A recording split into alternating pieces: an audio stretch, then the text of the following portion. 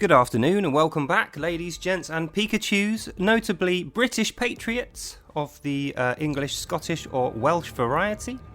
So what you're looking at here is the Freedom for Britain protest. Again, this is the second protest, 3 months later, from Thomas Robinson's originally planned and very successful protest in London. This time they are going to march straight up Parliament Square, right past the government buildings.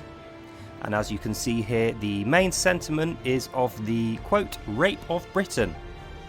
So what they're talking about there is Islamification of our government and policing, and the clear pro-Islam bias, the kowtowing and cowardice shown by the authorities and institutions which we used to hold so dear in this country.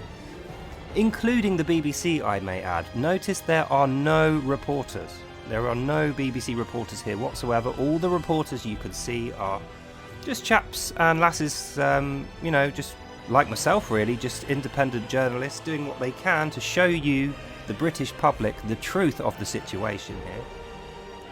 So a large section of the support here are for Peter Lynch, who is, I won't ruin the surprise for you. Google Peter Lynch to see what happened to that guy, and why he suffered and eventually was made a martyr. He's now dead in the service of the great British public and our freedoms, our democratic freedoms, our God-given rights to autonomy and decision-making in our own lives.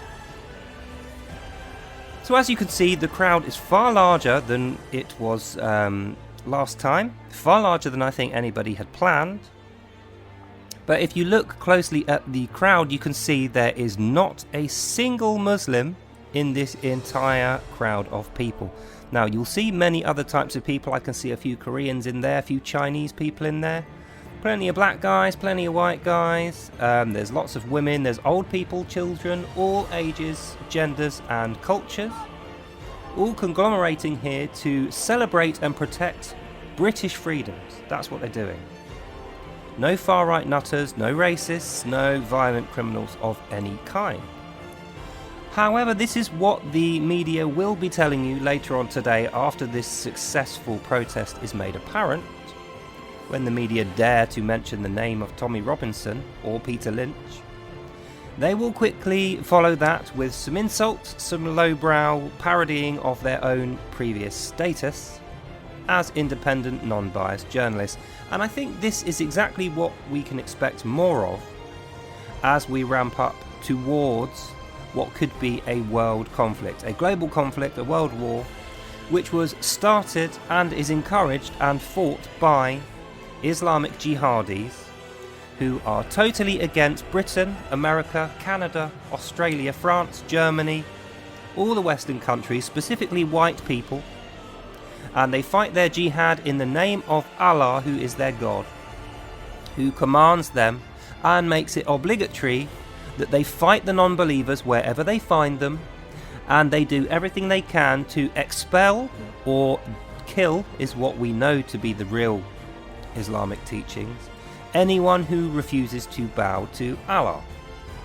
And the overall goal is to spread Islam over the entire planet, rub out all the nation states of the world, rub out independence, rub out flags, rub out individual sovereignty, and replace it with the Islamic communism model, where everything is Islam. It's all just one big country called Islam, ruled by Allah, administrated by his imams.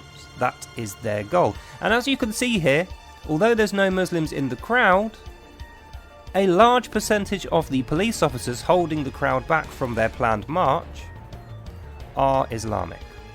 And they are not wearing the standard uniform. They don't have to wear police hats. And you can see they don't look professional. They just don't. So one has to wonder what the result of this protest will be. Like the last time, even though the media and the government-sponsored propagandists try to paint it as a small outbreak of far-right terrorists speaking against Britain, we can see here the evidence that that is not the case. And later on today, I'm sure we will see more evidence to support the true fact that this is just an outcry, an outpouring of emotion anger towards that corrupt propagandizing government and the kowtowing to Islam that we have seen. Many people are unaware of these facts. They are unaware of the religious war which is hitting our streets, and all these people here are well aware that in a few months' time it will have arrived here in full, and there will be riots, there will be demonstrations leading to violent confrontations with the authorities, with the police. And I think this is kind of like a last stand of the non-violent, peaceful demonstrations. And what they want to see is a change in attitudes from the authorities. They want to see a change in behaviours from our honoured leaders, the Labour Party, and also the corrupt Tories, who are no better. They are both equally corrupt.